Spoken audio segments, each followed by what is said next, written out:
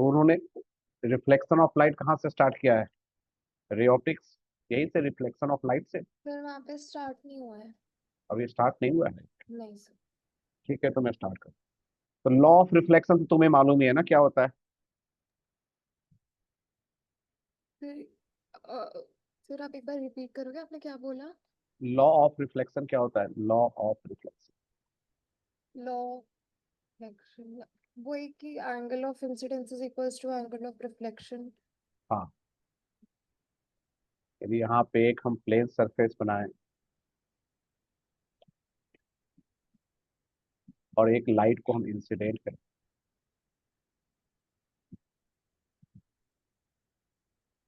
तो ये incident ray हुआ। यहाँ पे एक परपेंडिकुलर ड्रॉ कर लो। Normal to the surface. Ray reflect हुआ इस डायरेक्शन। तो ये हो गया हमारा एंगल ऑफ रिफ्लेक्शन, ये हो गया एंगल ऑफ इंसिडेंस, और हमारा ए पी ये है इंसिडेंट रे, और पी बी ये है रिफ्लेक्टेड रे। तो हमारा आई इजकल टू आर होगा। और दूसरा क्या है कि incident ray, reflected ray and normal at incident point तीनों एक ही प्लेन में होंगे। हम्म। इंसिडेंट रे,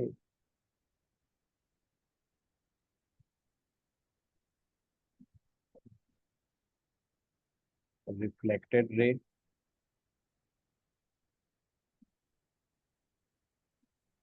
and normal at incident point.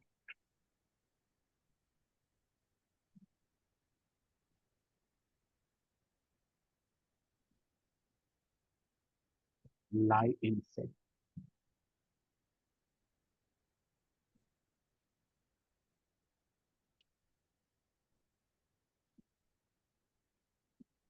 अब हम यहाँ पे करते हैं reflection of light from plane surface.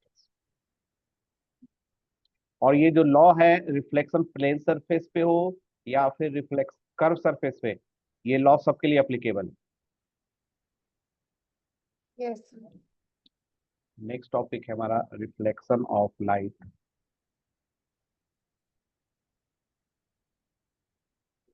From plane surface.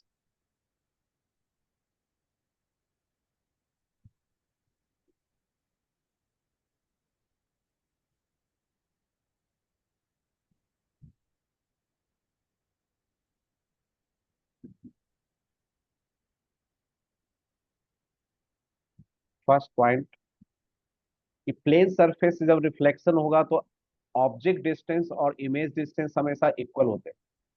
इसको हम कैसे समझेंगे? देखो, हमने यहाँ पे एक प्लेन मिरर बनाया,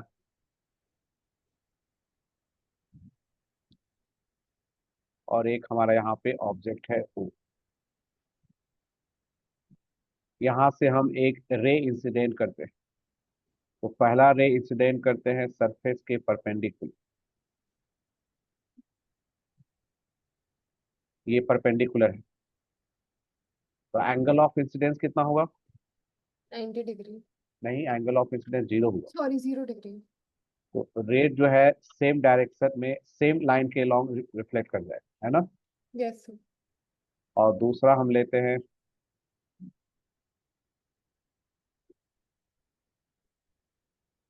ये है हमारा। तो यहाँ पे नॉर्मल ड्रॉ करेंगे, ये रिफ्लेक्ट कर जाएगा हमारा इस तरह। तो इमेज क्या होगा? तो जो रिफ्लेक्टेड रे है उसे हम आगे या पीछे एक्सटेंड करके ज्वाइन करेंगे, जहां पे वो ज्वाइन कर जाए। इस केस में हमें पीछे एक्सटेंड करना आना पड़ेगा।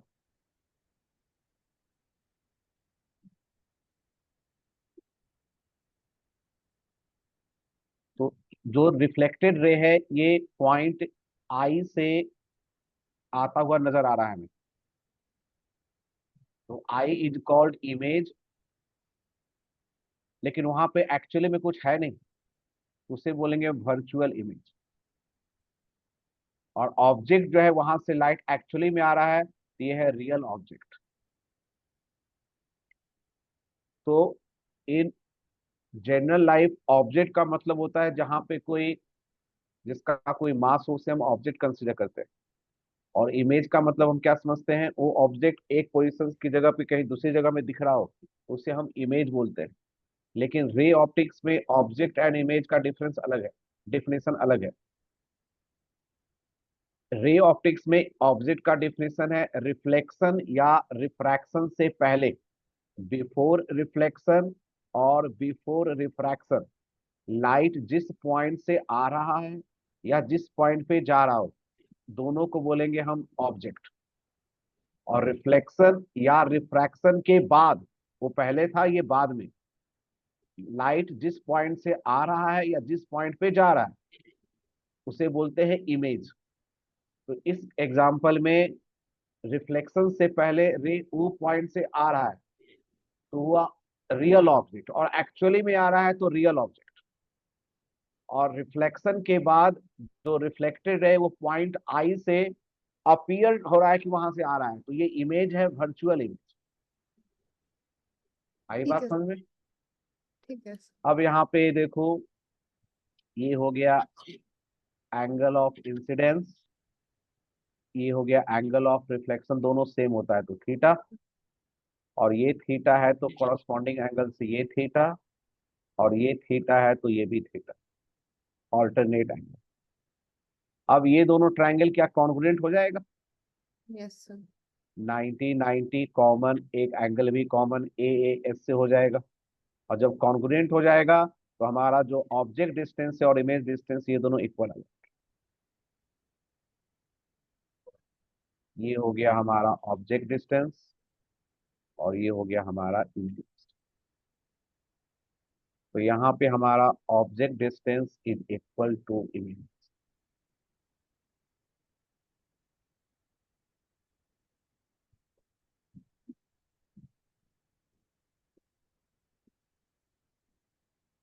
ऑब्जेक्ट डिस्टेंस को रे ऑप्टिक्स में हम लोग यू से रिप्रेजेंट करते हैं, और इमेज डिस्टेंस को भी। क्लियर? यस। नंबर 2,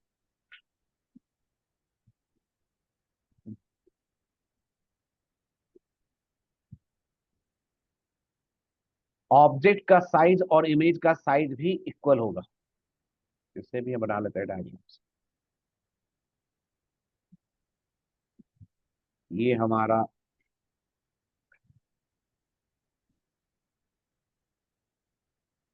फिर से ये प्लेन मिरर बना लिया हम, और ऑब्जेक्ट बना लेते हैं हम इस तरह से।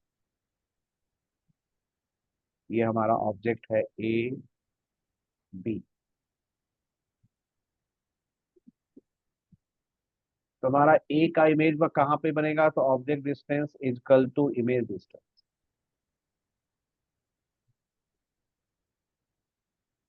ये हो गया ए डैश, और बी का इमेज बनेगा हमारा,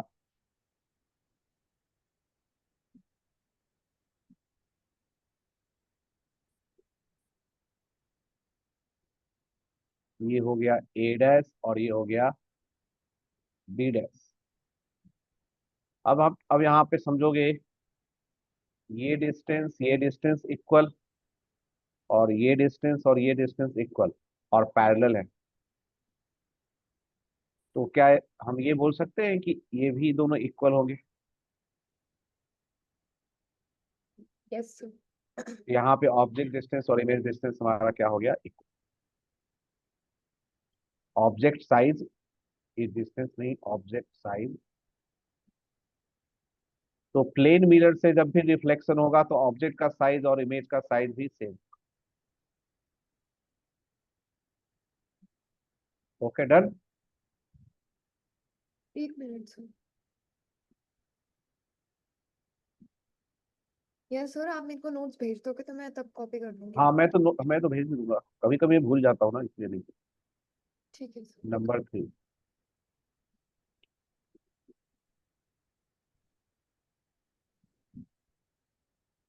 यहाँ पे अब हम निकालेंगे velocity of image when object move.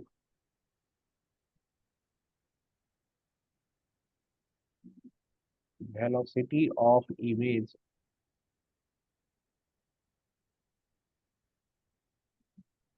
When object move.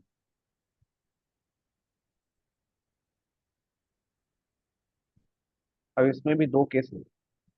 एक, when object move perpendicular to mirror. Perpendicular to mirror,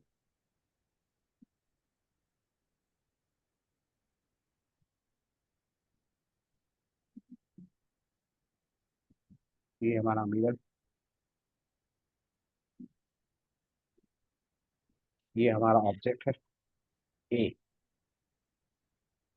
और ये ए से मूव करके चला गया बी पर।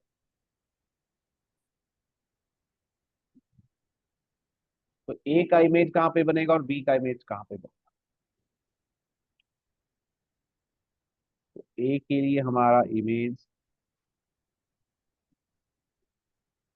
ये हो गया ए डैश, और ये हो गया बी डैश। अब हमारा देखो ए के लिए ये डिस्टेंस है X, object distance equal to image distance, Image distance. A dash है। और बी के लिए भी ऑब्जेक्ट डिस्टेंस और इमेज डिस्टेंस है, ये भी वाई है तो ये भी वाई हो। इसका मतलब क्या हुआ, ये डिस्टेंस क्या होगा, एक्स माइनस वाई। हम्म। ये डिस्टेंस भी कितना हो गया, एक्स माइनस वाई। तो ऑब्जेक्ट का डिस्प्लेसमेंट और इमेज का डिस्प्लेसमेंट मैग्नीट्यूड सेम है, डायरेक्शन अपोजिट है। तो इस केस में हमारा वेलोसिटी ऑफ इमेज जो है इक्वल एंड अपोजिट हो गया ऑब्जेक्ट के वेलोसिटी। बोलो डन। Yes, sir. और क्वेश्चन नंबर बी करेंगे, जब वो ऑब्जेक्ट मूव करेगा मिरर के पैरेलल, यहाँ पे मिरर के परपेंडिकुलर मूव किए।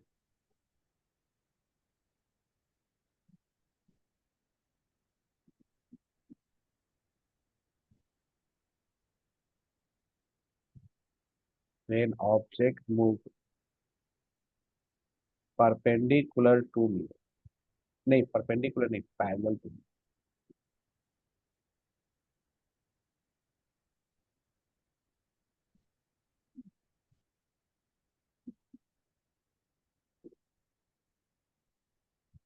Parallel to.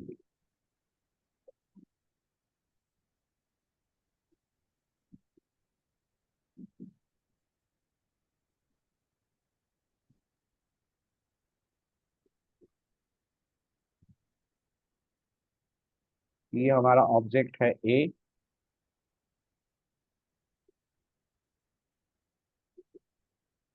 और ये चला गया बी। तो इमेज बनाते हैं। ए का इमेज बना हमारा ये रहा ए डैश, और बी का इमेज हमारा ये रहा बी डैश। ऐसा ही होगा। Yes, sir. तो ये एक्स है, ये एक्स है, ये एक्स है, ये वाई है, तो ये भी वाई हो गया हमारा। तो यहाँ पे दोनों का डिस्प्लेसमेंट का डायरेक्शन भी सेम और मैग्नीट्यूड भी सेम।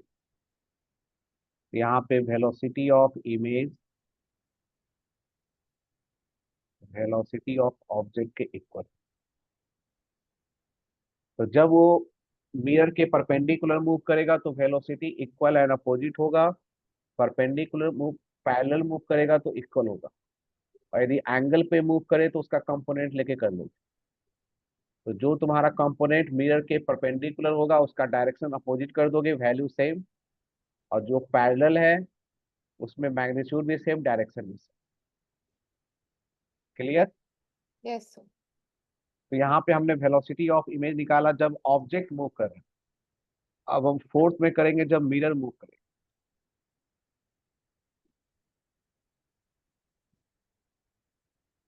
पर मिरर मूव कर रहा है। नहीं, अब हम कराएंगे उसे। अभी तो हम ऑब्जेक्ट को मूव करा रहे हैं। अब हम कराएंगे velocity of image when mirror move. अब हम मिरर को मूव कराएंगे। सर फोर्थ थर्ड केस नहीं है ये? थर्ड केस में ऑब्जेक्ट मूव कर रहा है। Velocity of image when object move, यहाँ पे ऑब्जेक्ट ही मूव कर रहा है। एक बार मिरर के परपेंडिकुलर, एक बार मिरर के पैरेलल। अच्छा ठीक है। अब हम यहाँ पे मिरर को मूव करेंगे। यहाँ पे भी दो केस लेंगे। When mirror move perpendicular to its.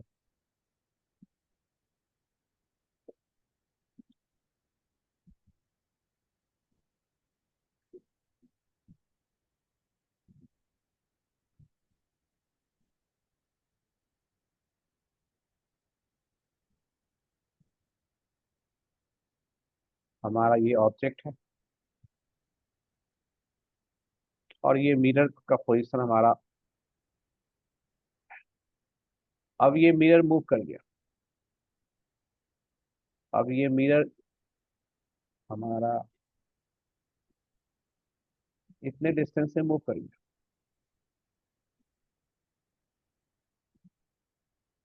Mirror move कर गया। तो पहले ए का इमेज बनाते हैं। फर्स्ट केस में जब हमारा मिरर M1 था,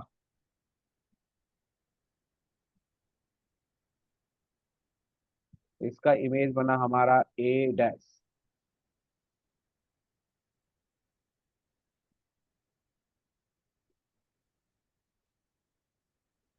ये एक्स हो गया,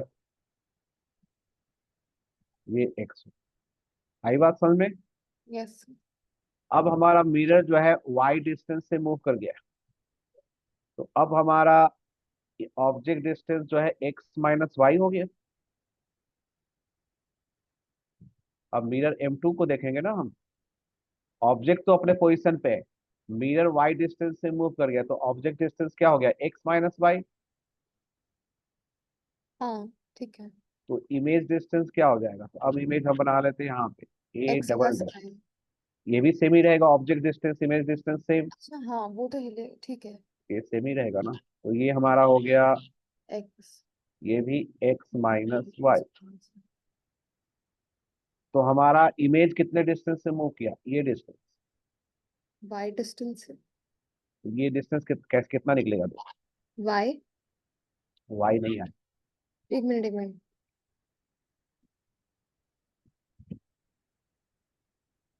ये 2x में से 2x-y सब्ट्रैक्ट करो। 2x में से क्यों? टोटल डिस्टेंस देखो नीचे वाला, टोटल में से इसको सब्ट्रैक्ट कर ले, तो हमारा ये वाला डिस्टेंस आता है। फिर हम सिर्फ मिरर मतलब हम इमेज की बात कर रहे हैं मिरर से।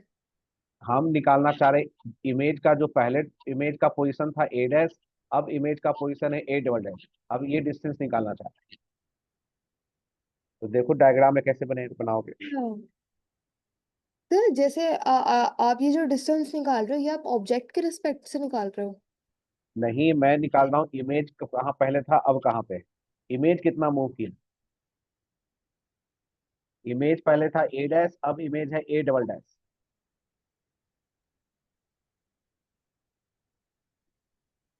इसमें देखो ना पूरा, ये यहाँ से डिस्टेंस पूरा, ये पूरा डिस्टेंस है 2x। हाँ। और ये डिस्टेंस है हमारा, ये है 2x, और ये है 2x-y। तो सब्ट्रैक्ट करेंगे तो ये वाला पार्ट मिल जाएगा। मैं वही तो कह रही हूँ कि ऑब्जेक्ट के ही तो रिस्पेक्ट में हुई है डिस्टेंस। हमें तो ये डिस्टेंस चाहिए, और तुम दूसरा तरीका निकाल दो कि रिस्पेक्ट का कोई लॉजिक ही नहीं है हमारा। हमें तो ये डिस्टेंस चाहिए। ये डिस्टेंस किसके किसके बीच में, इमेज का पहला पोजीशन था ए डैश, अब इमेज का पोजीशन है ए डबल डैश। यस समझ गई। अब उसको निकालने के लिए मुझे जिसको से सब्ट्रैक्ट करना पड़ेगा, ऐड करना पड़ेगा, मुझे करना पड़ेगा। ठीक है मैं समझ। ठीक है, तो यहाँ पे मिरर मूव किया वाई डिस्टेंस से, तो इमेज मूव किया सेम डायरेक्शन में। देखो मिरर भी मूव किया लेफ्ट, और इमेज भी मूव किया है लेफ्ट। तो इमेज इसमें डबल डिस्टेंस मूव किया सेम डायरेक्शन में, तो हमारा हो जाएगा वेलोसिटी ऑफ इमेज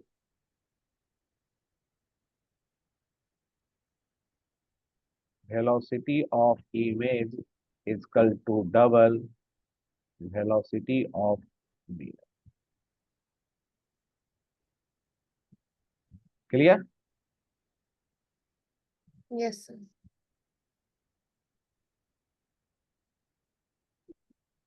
अब बी में हम करेंगे जब मिरर मूव करेगा पैरेलल टू इट्स।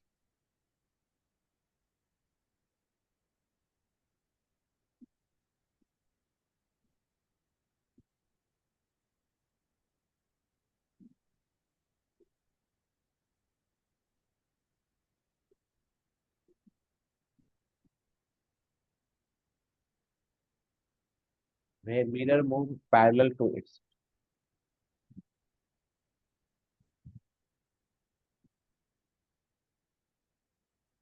एक बहुत इंपॉर्टेंट कंसेप्ट है, इसका बहुत जगह यूज होगा इस कंसेप्ट का, रिजल्ट का। तो ये हमारा मिरर है और ये हमारा ऑब्जेक्ट, तो इसका इमेज हमारा बना ए डैश। अब हमने मिरर को मूव कर लिया, मिरर को यहाँ पे लेते हैं। अब हमने मिरर को यहाँ पे लिया,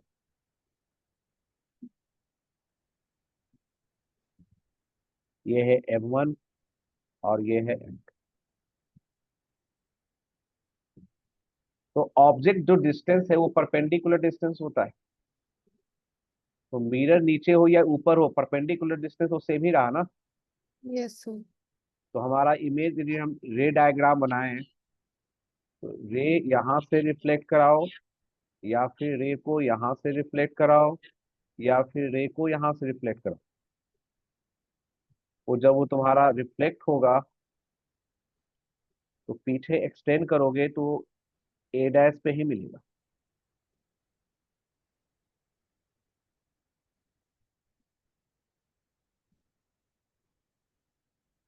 आई बात समझ में? हाँ जी सर। तो मिरर कहीं पे भी रिफ्लेक्ट हो, यदि हमारा डिस्टेंस सेम है ऑब्जेक्ट डिस्टेंस, तो इमेज डिस्टेंस सेम ही रहेगा। इसका मतलब मिरर यदि अपने पैरेलल मूव करे तो वेलोसिटी इमेज मूव ही नहीं करेगा। इस केस में वेलोसिटी ऑफ इमेज क्या हो जाएगा हमारा? जीरो। तो क्वेश्चन हमारा कुछ इस टाइप का होता है कभी कभी कि एक हमारा मिरर है और यहाँ पे हमारा एक ऑब्जेक्ट है, और हमने क्या किया, इस मिरर को इस तरह से यहाँ पे हमने कट कर दिया, तो क्या चेंज होगा? तो इमेज का पोजीशन सेम रहेगा, लेकिन जो लाइट रिफ्लेक्ट हो रहा है वो कम लाइट रिफ्लेक्ट हो रहा है, तो जो इमेज है उसकी इंटेंसिटी उसकी ब्राइटनेस कम हो जाएगी। ये सब क्वेश्चन स्फेरिकल मिरर लेंस में भी क्वेश्चन पूछते हैं कि एक लेंस है फिर उसको कट कर देते हैं, तो उसका इमेज का पोजीशन सेम रहेगा हमारा, लेकिन इमेज का जो ब्राइटनेस है वो कम हो जाएगा, क्योंकि लाइट जो है कम आ रहा है। यदि हम हाफ एरिया को कट कर देंगे तो इमेज का ब्राइटनेस हाफ हो जाएगा। क्लियर? ठीक है। Yes sir. ये था point number 4। Point number 5,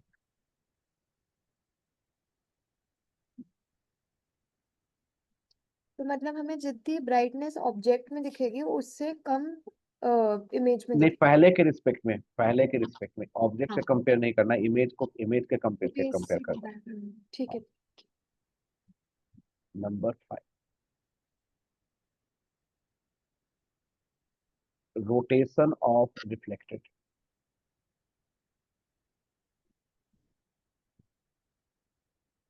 rotation of reflected, इसमें भी दो केस है। When incident ray rotate. Sir मैं आपको एक बात बताना भूल गई। हाँ सर हमें ना अपनी क्लासेस वो 11th की वेडनेसडे से रिज्यूम करनी चाहिए क्योंकि मेरा संडे को पेपर है। हाँ, वेडनेसडे को कर लेंगे। हाँ तो सैटरडे को भी नहीं हो पाएगी क्लास। नहीं समझा मैं। सर तो मैं कह रही हूँ सैटरडे को भी हम नहीं कर पाएंगे क्लास, 11th वाली। नहीं, तुम्हारे पापा ने मुझे बताया था एक क्लास संडे को और एक क्लास का बताया था उन्होंने वेडनेसडे को। संडे को? हाँ संडे को बुला रहे हैं, सैटरडे को नहीं बुला रहे, उन्होंने बोला कि सैटरडे को शायद मैथ की क्लास है। उन्होंने मुझे ये व्हाट्सएप किया है, उसमें दो क्लास जो है, एक है संडे को है और एक है वेडनेसडे को। सर मेरी तो संडे को होती है मैथ्स की नहीं क्लास। तो संडे को रात में क्लास है तुम्हारे, 9 o'clock के 9। नहीं सर, मेरी तो संडे को मैथ्स की क्लास होती है, सैटरडे बोला था पापा ने मेरे को। मुझे लगता है व्हाट्सएप जो किया उन्होंने, सैटरडे को तो मैंने क्लास होती है रात में, मैंने मुझको बता रहा था, इसलिए उन्होंने मुझे संडे को नोट करा।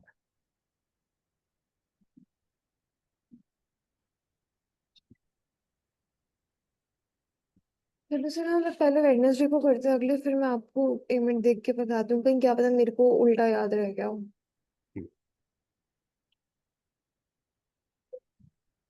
यहाँ पे देखो, एक ये प्लेन सरफेस है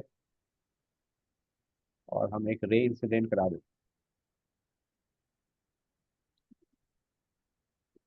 हैं। ये हमारा इंसिडेंट रे है, यहाँ पे नॉर्मल ड्रॉ कर देते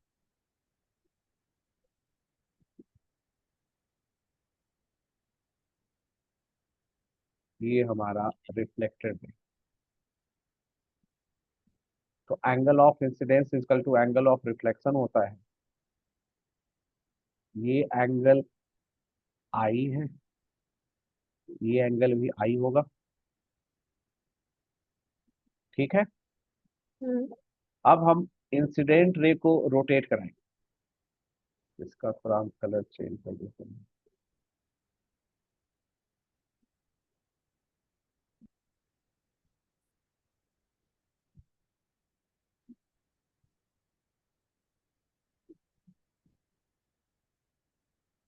अब इंसिडेंट रे हमारा ये है, तो रिफ्लेक्टेड रे हमारा ये है।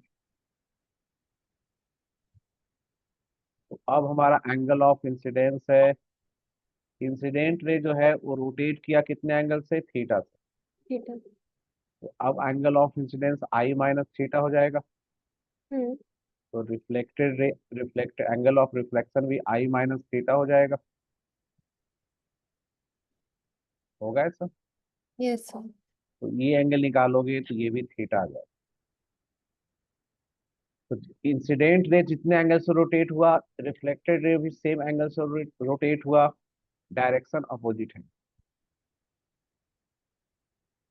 तो यहाँ पे angular velocity of reflected ray equal and opposite हो गया angular velocity of incident.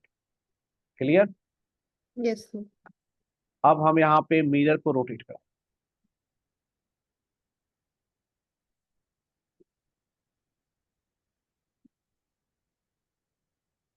Then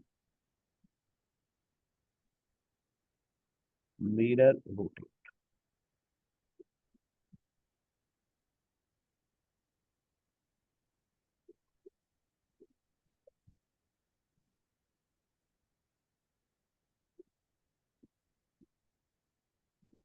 ये हमारा मिरर है,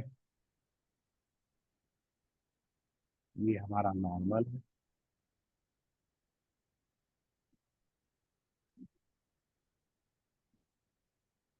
और ये हमारा इंसिडेंट रे है, ये हमारा रिफ्लेक्टेड रे है, ये आई, ये भी आई।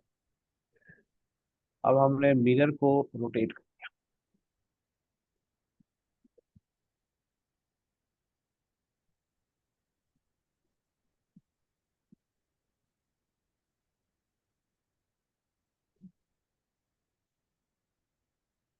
मिरर को हमने रोटेट कर दिया एंगल थीटा। तो जो नॉर्मल है परपेंडिकुलर, ये भी रोटेट कर जाएगा एंगल थीटा से। यस। तो हमारा एंगल ऑफ इंसिडेंस क्या हो जाएगा? आई प्लस थीटा। आई प्लस, तो जो रिफ्लेक्टेड रे बनेगा हमारा नया,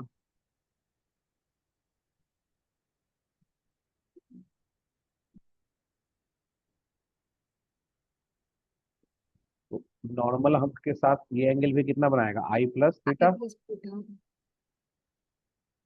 तो हमारा ये एंगल कितना हो गया? थीटा। नहीं, ये हो गया आई प्लस थीटा, नहीं थीटा प्लस,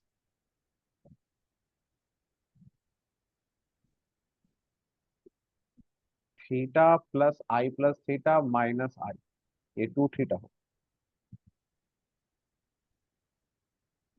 N1 के साथ एंगल लो पहले, N1 के साथ एंगल लोगे तो थीटा प्लस आई प्लस थीटा होगा, हाँ। और अच्छा। उसमें से आई को सब्ट्रैक्ट करोगे तो ये आ जाएगा टू थीटा। ठीक है। तो जिस तरह से हमने यहाँ पे किया था ना कि जब ऑब्जेक्ट मूव करता है तो इमेज का वेलोसिटी इक्वल एंड अपोजिट होता है, और जब हम्म। मिरर मूव करता है पैरेलल तो डबल हो जाता है सेम डायरेक्शन। उसी तरह से यहाँ से भी फॉर्मूला याद रख सकते हो कि जब रे रोटेट कर रहा है तो reflected ray equal and opposite है, लेकिन जब मिरर रोटेट कर रहा है तो सेम डायरेक्शन में लेकिन डबल हो जाएगा। डबल।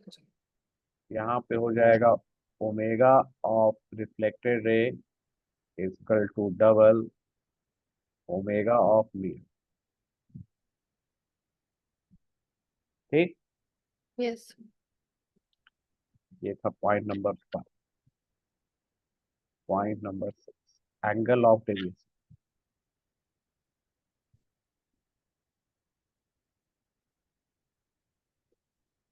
फिर पॉइंट नंबर 6। पॉइंट नंबर,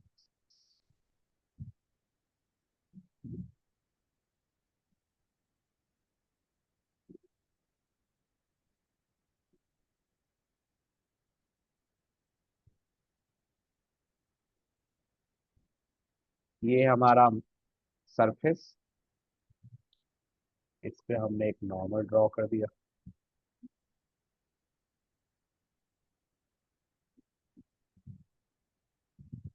ये इंसिडेंट रे, ये reflected ray, angle of incidence angle of reflection same, और इसको यदि हम एक्सटेंड कर दें, ये कितने एंगल से डेविएट कर गया, ये है एंगल ऑफ डेविएशन।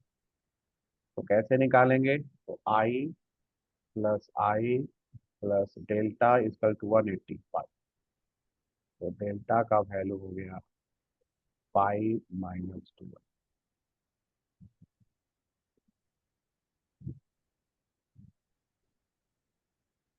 ठीक है, डन। और यस। इसका हम ग्राफ बनाए जरा, एक डेल्टा वर्स आई ग्राफ बना लें।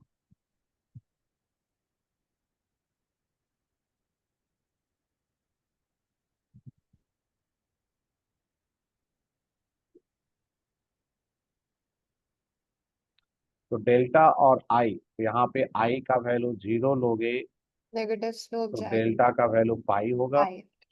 और आई का वैल्यू पाई बाय 2 लोगे तो डेल्टा का वैल्यू 0 हो जाएगा।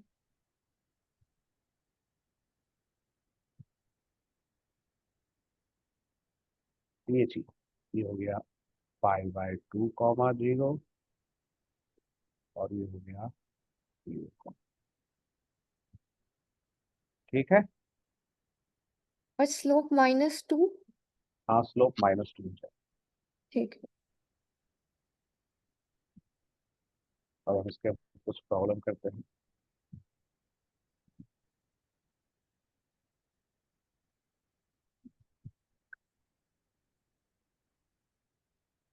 प्रॉब्लम नंबर,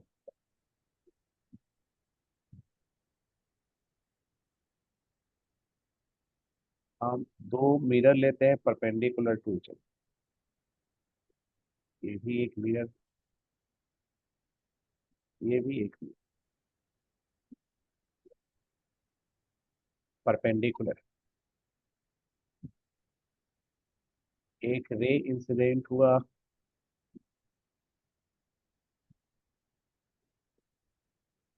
ये एंगल है 20 डिग्री।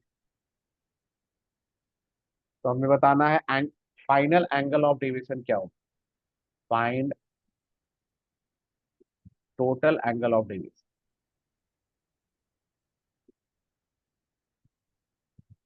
एंगल ऑफ डेविएशन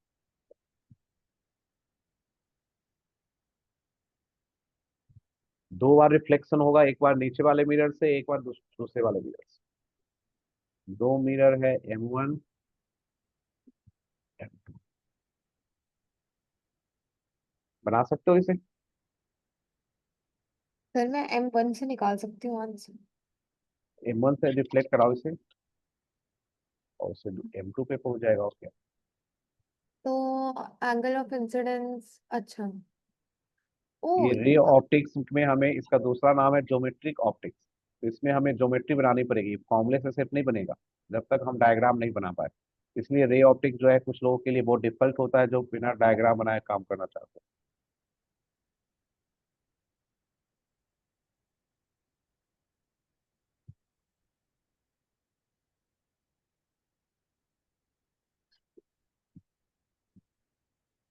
तो फर्स्ट मिरर के लिए एंगल ऑफ इंसिडेंस क्या हो गया, 70 डिग्री हो गया। 20 डिग्री। ये भी 70 डिग्री। यहाँ पे एंगल ऑफ डेविएशन कितना हो जाएगा फर्स्ट मिरर पे, 10 degree. Pi minus forty two I degree 40 degree. 40 degree. और ये क्लॉकवाइज होगा, क्लॉकवाइज होगा ना हमारा। हाँ। सेकंड के लिए ये 70 डिग्री। यहाँ पे एंगल ऑफ इंसिडेंस निकालो, सेकंड के लिए एंगल ऑफ इंसिडेंस क्या है। ये एंगल क्या हो जाएगा। पाए, एक सेकेंड, एक सेकेंड, एक सेकेंड। 20 डिग्रीज। 20 डिग्री हो जाएगा। तो यहाँ पे फिर से हम कर डालते हैं। तो यहाँ पे भी हमारा एंगल ऑफ डेविएशन क्लॉकवाइज ही होगा। तो डेल्टा 2 क्या हो जाएगा हमारा, पाई माइनस टू और आई का वैल्यू 140 हो गया। Yes sir. दोनों को ऐड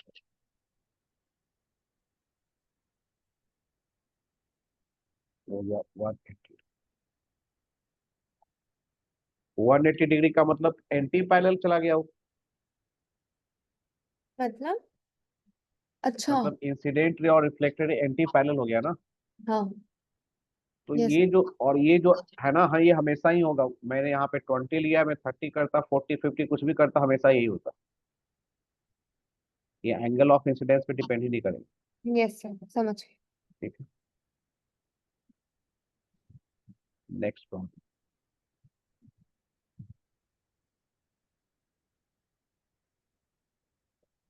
यहाँ पे भी दो मिरर है।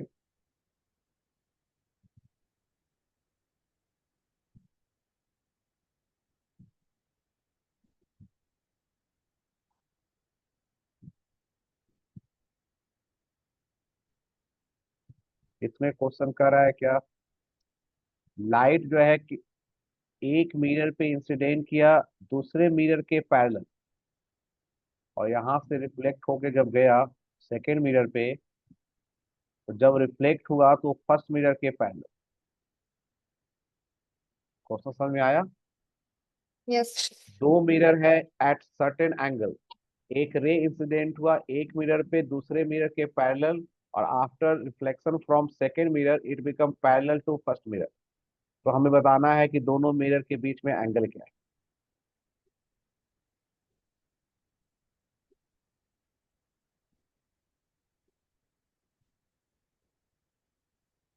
या मैं थीटा थीटा की वैल्यू बतानी है। थीटा की वैल्यू फाइंड कर। A ray of light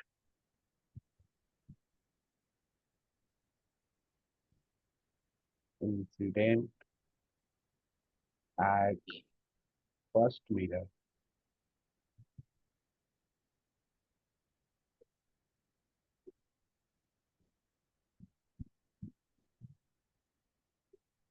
parallel to second mirror.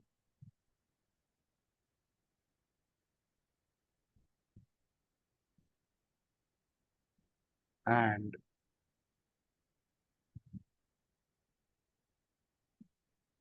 after reflection from second mirror,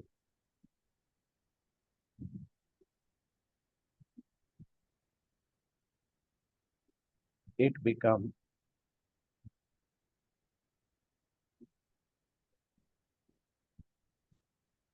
parallel to first mirror.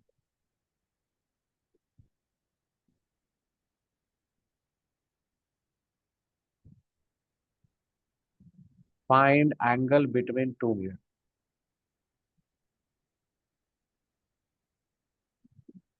Find angle between two mirrors. बताओ क्या होगा।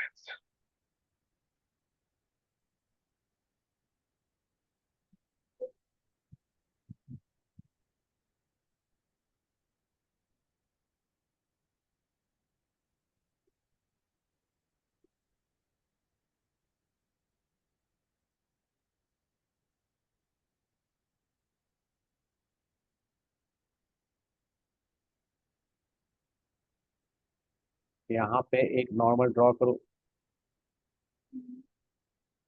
एक यहाँ पे नॉर्मल ड्रॉ करो, टोटल 90 डिग्री।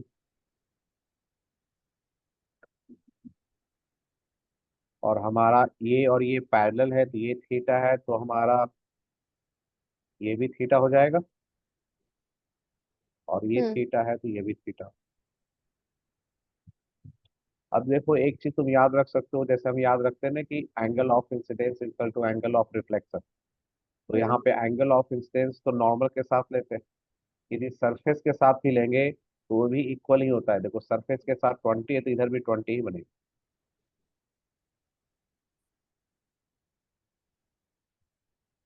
तो यहाँ पे हमारा इधर सरफेस के साथ थीटा एंगल बन रहा है, तो ये एंगल भी क्या हो जाएगा, थीटा थीटा। हो जाएगा।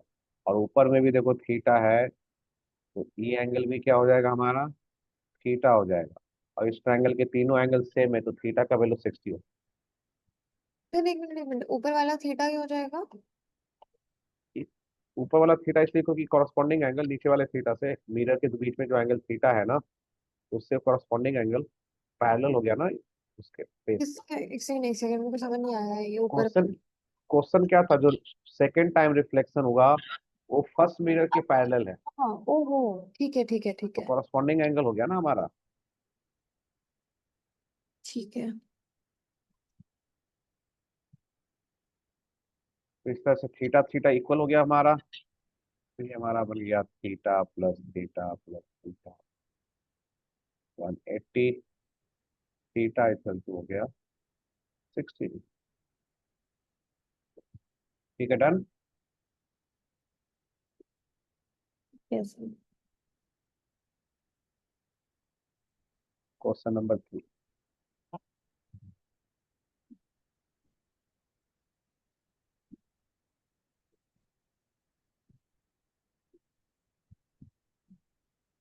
ये हमारा एक मिरर है,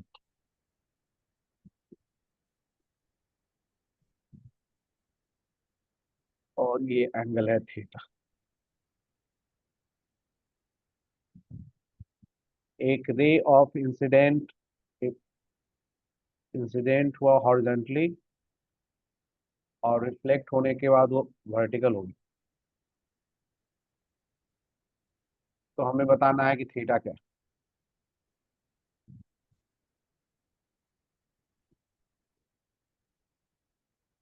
horizontal incident ray become vertical after reflection.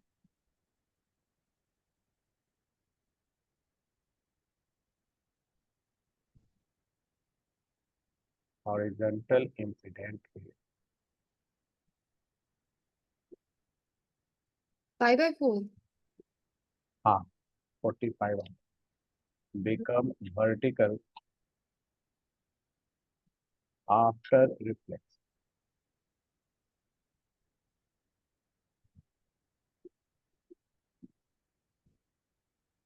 Find theta. तो कैसे निकाला तुमने ये, एंगल ऑफ इंसिडेंस और एंगल ऑफ रिफ्लेक्शन दोनों पाई बाय फोर हो गया, पाई बाय टू और वो वही। कैसे मैंने वो निकाला? अच्छा, हाँ, इक्वल इक्वल, हाँ ठीक है ठीक। इक्वल होते हैं ना। यहाँ पे हाँ, दोनों के बीच एंगल 90 डिग्री है। हम्म, तो पाई बाय फोर हो गया। पाई बाय फोर हो और गया सेम थीटा। एंगल इन दोनों ने। और थीटा, और ये थीटा है, तो ये भी थीटा हो जाएगा हमारा। और ये थीटा है तो फिर वो जो नीचे थीटा है और ये वो। टोटल 90 है, ये 90 है ना हमारा टोटल। हाँ, तो पाई बाय फोर हो जाएगा। वो होता है ना, प्रॉपर्टी का नाम भूल गई बट ऐसे। ये तो हमारा ऐसे थीटा थीटा आ तो गया, थीटा ये थीटा है, और ये थीटा है, तो ये थीटा होगा। अच्छा, इसको हम थीटा क्यों लिखा मैंने? इसको मुझे 45 लिखना था, इसे 45 लिखना। और ये थीटा है, तो ये भी थीटा हो गया। हाँ, और ये जो ये एन है ना हमारा, 45 हो गया ना ये भी। हाँ, तो ये हमारा 90 हो गया। ये 90 हो गया तो ये 45 हो गया। थीटा प्लस 45 इक्वल टू 90 हो गया। तो थीटा इक्वल टू हो गया क्या? 45। 45। और नंबर 4।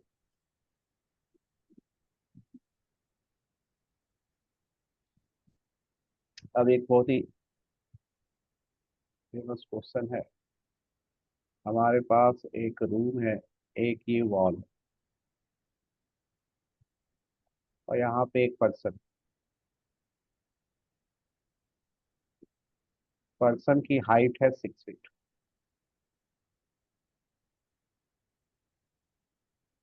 पर्सन की हाइट है 6 feet.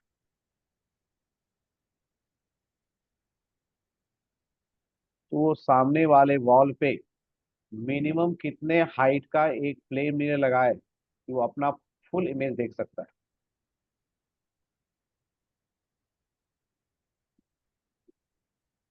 Find minimum height of a plane mirror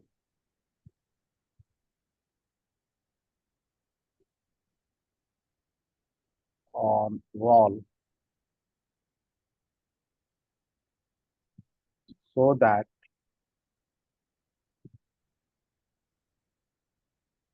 person can see his full image on wall।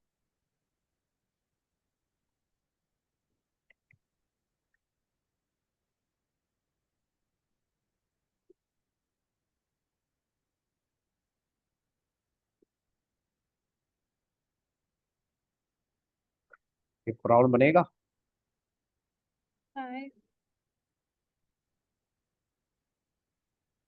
इसमें ये लॉ ऑफ रिफ्लेक्शन ही यूज होगा। लॉ ऑफ रिफ्लेक्शन ही यूज होगा। देखो, कोई ऑब्जेक्ट हमें दिखाई दे रहा है, उसका मतलब क्या होता है कि वहां से लाइट निकल के हमारे आई में आए, या तो डायरेक्ट आए या रिफ्लेक्ट होके आए। तो यस। यदि यहाँ पे इसका डायग्राम मैं थोड़ा सा सिंप्लीफाई करने के लिए इस तरह से बना लूँ, ये 6 फीट है, और ये उसका आई का पोजीशन में बना लूँ, ये आई का पोजीशन। तो यहाँ पे टॉप जो है, हेड का टॉप कब दिखेगा हमारा?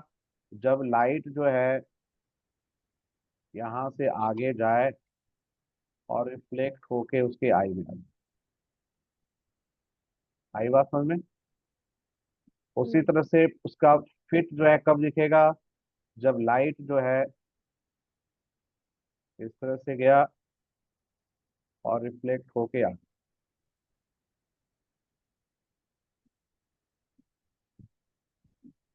अब देखो, हमें मिरर जो है सिर्फ इतने लेंथ का चाहिए, हाइट का। यदि हमारा इतने मिरर, इतने हाइट का मिरर हो, तो यदि ये पॉइंट देखोगे और हमें यहाँ पहुंचना है, तो बीच में ही रिफ्लेक्ट होके पहुंच जाएगा ना वहां पे। हम्म। तो हमें इसके नीचे चाहिए नहीं। अब निकालेंगे कैसे? इस बात समझ में आ गया? यदि फिट नीचे वाला बिल्कुल फीट का यदि हमारा रिफ्लेक्ट होके आई में पहुंच रहा है तो ऊपर वाले का भी ऊपर से रिफ्लेक्ट होके पहुंच जाएगा। अब देखो यहाँ पे यदि एक हॉरिजॉन्टल लाइन ड्रॉ करें तो क्या ये दोनों ट्रायंगल कॉन्ग्रुएंट हो जाएंगे, क्योंकि ये दोनों एंगल इक्वल है और ये 90-90 है। तो हमारा ये डिस्टेंस x है तो ये डिस्टेंस भी x हो जाएगा। Yes sir. उसी तरह से यहाँ से यदि हॉरिजॉन्टल लाइन ड्रॉ करें तो ये दोनों ट्रायंगल कॉन्ग्रुएंट हो कि ये y और y होगा। तो अच्छा, to mirror, X to Y 6 feet के इक्वल हो हाँ, जाएगा तो और ये दिस हो वन जाएगा x प्लस वाई, ठीक और है। 2x+2y हमारा हो जाएगा 6 फीट। 6 तो x प्लस वाई हो जाएगा 3 फीट। ठीक। तो हमेशा अपने हाइट से हाफ का हाफ होता है आंसर। लेकिन इसमें ये ध्यान रखना है कि मिरर को रखना कैसे है। तो सामने सपोज फेस टू जो फेस। आई है और अपना हेड का जो टॉप है उसके मिड पॉइंट पे मिरर का टॉप रखेंगे, उसके अलाइन रखेंगे, तभी हमारा ये रिक्वायरमेंट करे होगा। आई बात समझ में? मिरर को हमें इसी पोजीशन में रखना पड़ेगा, इसको ऊपर नीचे करेंगे तो हमें ज्यादा हाइट का पे चाहिए, क्योंकि हमें इस ये जो हमने मिरर बनाया ना, इस पार्ट में तो मिरर चाहिए ही चाहिए। अब ऊपर तुम एक्स्ट्रा नीचे एक्स्ट्रा जितना तुम लगाना चाहो लगा लो, उससे कोई दिक्कत नहीं है, लेकिन इतना इस पोजीशन में तो हमें मिरर चाहिए ही चाहिए। यदि तुमने मिरर को इससे ऊपर हैंग करोगे तो जितना ऊपर हैंग करोगे उतना ज्यादा तुम्हें ज्यादा चाहिए होगा मिरर का हाइट। आई बात ठीक है। समझ में? उसका कोई यूज नहीं है। Okay sir. Clear? Yes sir. एक और क्वेश्चन कर ले, चलो। सर पर मतलब ऐसे जेन्युइन डाउट है कि जो ये मिरर की लेंथ है सर, अगर हम किसी की पोजीशन फिक्स करते कि फॉर एग्जांपल मैं बोलूं कि ये जो वॉल से 10 सेंटीमीटर दूर है यहाँ तो पे वॉल वॉल कितने डिस्टेंस पे, उस पर तो डिपेंड ही नहीं करता ना। वॉल पर्सन से कितना डिस्टेंस है उस पर तो डिपेंड ही नहीं करता, वो कितना भी दूर, उससे कोई फर्क नहीं पड़ता। ठीक है सर। ठीक है। एक इसी तरह से क्वेश्चन होता है हमारा नंबर 5। एक हमारा ये एक रूम है,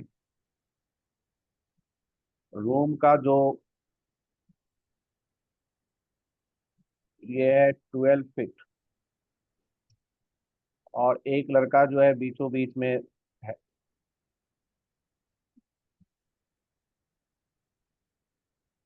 यहाँ पे बिल्कुल सेंटर पे एक लड़का है हमारा, कोई पर्सन है यहाँ पे, फिर से 6 फीट का बना लेते हैं।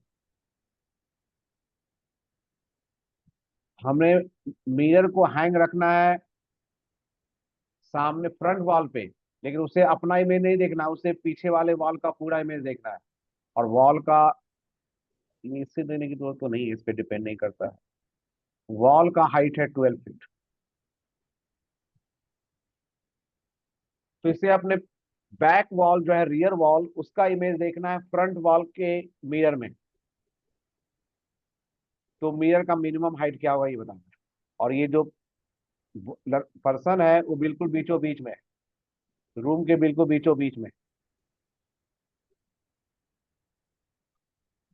पर्सन इज स्टैंडिंग,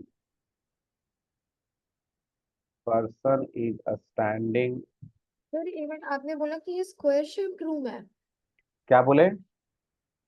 तो यहाँ पे मतलब सारे फ्लोर्स सबकी हाइट मतलब 12 फीट ही है। नहीं नहीं, सिर्फ उसकी जरूरत नहीं है, हमें तो पीछे वाले वॉल को देखना है, तो उसकी हाइट 12 फीट है बस। Person is standing between midway of the two valley,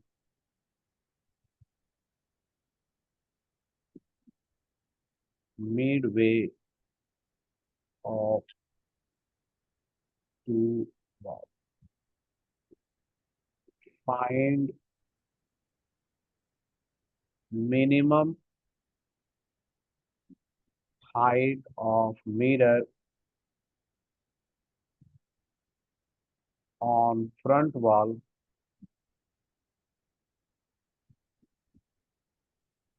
to see full image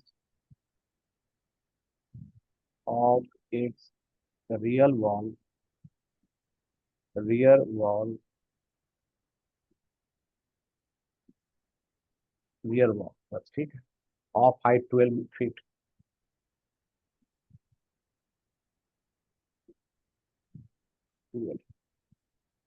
तो वॉल में हिंट ये मैं बताऊंगा नहीं, मैं ऐसे बता देता हूँ, हिंट दे देता हूँ कि मिरर, एक वॉल का जो टॉप मोस्ट पोजिशन है यहां से रे निकलेगा, मिरर पे जाएगा, रिफ्लेक्ट होके इसकी आई में आएगा। जो हम्म। वॉल का लोएस्ट पोजीशन है वहां से लाइट निकलेगा, मिरर में जाएगा, रिफ्लेक्ट होके आई में।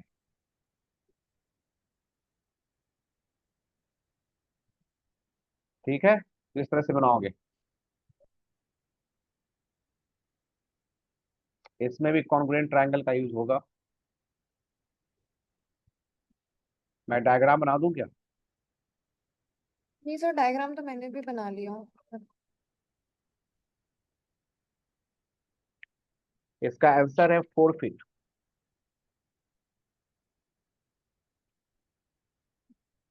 सर क्वेश्चन में मैन की हाइट तो नहीं दी हुई ना? मैन की हाइट पे डिपेंड नहीं करता।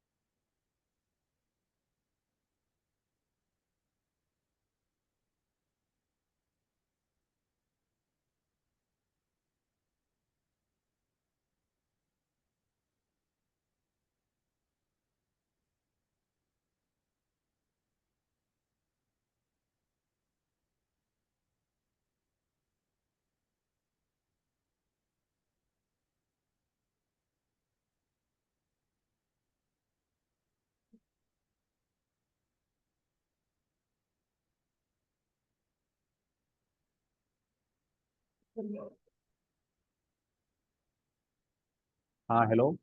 हाँ जी सर। बन गया। नहीं सर।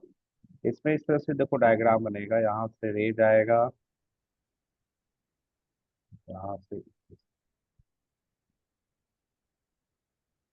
यहाँ से रे जाएगा,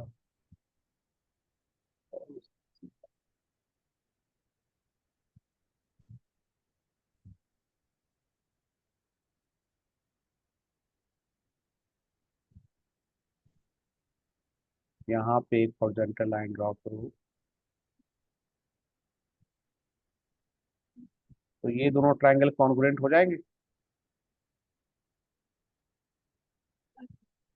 हाँ। और यहाँ से करोगे तो ये दोनों ट्रायंगल भी कॉन्ग्रुएंट होंगे। हम्म। तो हमारा ये एक्स होगा, ये एक्स होगा और ये एक्स होगा। उसी तरह से ऊपर वाले में भी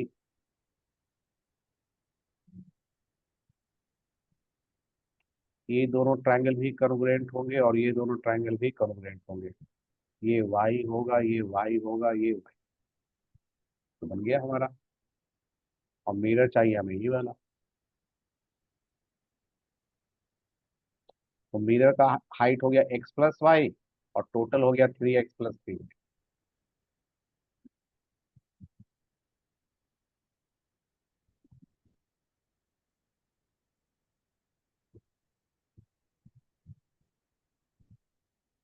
ठीक है, क्लियर। Yes sir. तो ये हमने, ये सब चीजें जो है एग्जामिनेशन में नहीं आता, पर क्या रे ऑप्टिक्स में समझने के लिए मैंने बताया कि रे ऑप्टिक्स जो है फॉर्मूले इसमें बहुत ही सिंपल है। पर बिना डायग्राम के अच्छे क्वेश्चन कुछ नहीं बनेगा, कोई भी अच्छा क्वेश्चन नहीं बनेगा जिसमें डायग्राम हमें बनाना ना आए। तो सारा कुछ इसमें खेल जो है वो डायग्राम का है। हम्म। इसमें कैलकुलस का यूज बहुत ही कम, एक दो क्वेश्चन में हो जाता है। वेक्टर एक दो जगह हम यूज कर लेते हैं। ठीक है, लेकिन मेन चीज जो है वो है डायग्राम बनाना, बिना डायग्राम के पता नहीं चलेगा, प्रॉब्लम बनेगा ही नहीं।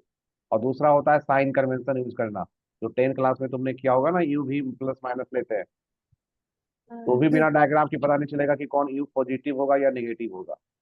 तो सारा जो इसमें है वो है डायग्राम का ही, इसलिए जो डायग्राम नहीं बनाते उनको ये कुछ भी नहीं समझ में आता कि हो क्या रहा है।